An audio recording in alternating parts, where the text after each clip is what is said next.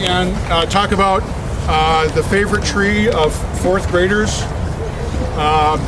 One of the things I do sometimes is a tree walk with a group of fourth graders. I always forget. I think it's one of the elementary schools in campus or in town. They do a science unit in the fall, and for 6 weeks they study trees in their science unit, and then they finish their science unit with coming to campus and going out for an hour and a half with me on a tree walk. And 3 years ago, I learned that these fourth graders really have very active minds when it comes to male and female.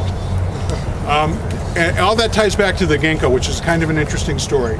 Most trees have the ability to cross-pollinate. So if you had two lindens next to each other, linden A can exchange material with linden B, you get a linden seed, that's all good and fine.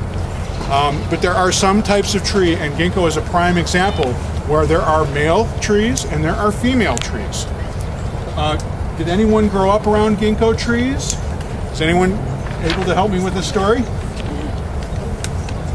Here's the bottom line. The ginkgo, first of all, it doesn't come to sexual maturity until it's 20 or 30 years old.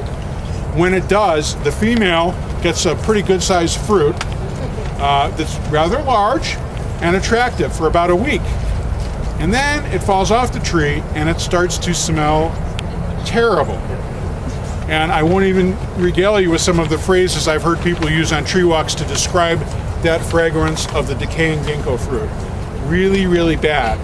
So the nursery industry figured that out, that, you know, the ginkgo is a cool tree. And some of the reasons I like the ginkgo is it tends to have a very conical, upright form. In Colorado, it's a little touchy. Some years it'll just defoliate with no fall color. Some years we get a wonderful yellow color on it. The trunk characteristic as it gets older is very unique. I love the leaves. This is one of the most unique leaves you'll find. This is also a historically important tree. There are actually fossil records, I think carbon dated to 100 million years ago, where the ginkgo leaf is exactly the same.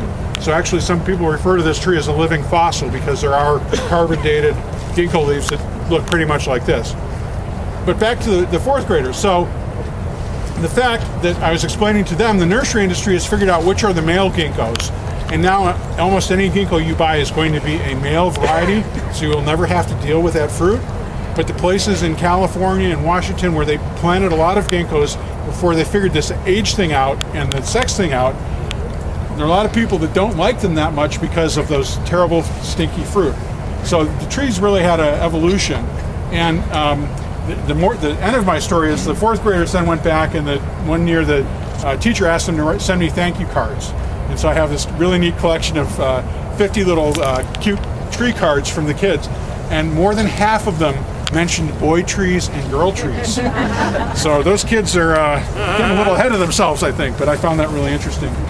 Vince, anything you'd add about ginkgo I missed? Have a side conversation about something else, so we'll have you know way more about ginkgos than I do. Anybody have any questions? Ginkgo is one of the really neat trees we have. Again, it's an example. None of our trees on campus are really growing robustly, but they're staying alive, they keep going, and I like at least having them to show people. Where I went to school in the Midwest to learn plant material, there were 3 in a botanical park that had been planted in 1910. They're proper distance apart, that were just absolutely knock your socks off gorgeous with this really conical shape.